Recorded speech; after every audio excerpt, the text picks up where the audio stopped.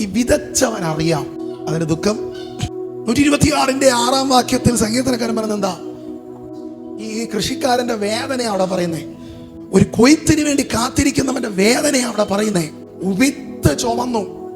നമ്മള് അല്ലെങ്കിൽ 2 പയർ വിത്തിടുന്നത് പോലെ അല്ല കൃഷിക്കാരൻ വിത്തിടുന്നേ. ഇവൻ ചുമന്നു കുറെ നാൾ, ഇവൻ ചുമന്നു കുറെ ദൂരം. നിന്റെ ലൈഫിന്റെ നല്ലൊരു പങ്ക് നീ ചുമക്കുകയായിരുന്നു പലതിനെയും.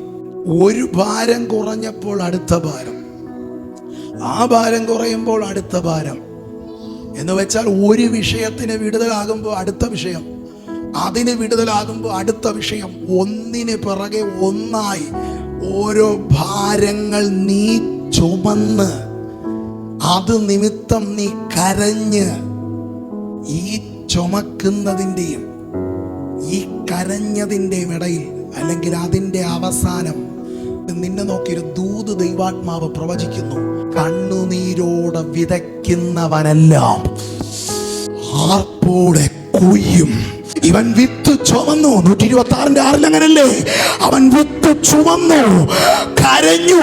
പക്ഷേ അവൻ ചുമന്നെങ്കിലും അവൻ കരഞ്ഞെങ്കിലും ഇവൻ വിതയ്ക്കാൻ മറന്നില്ല.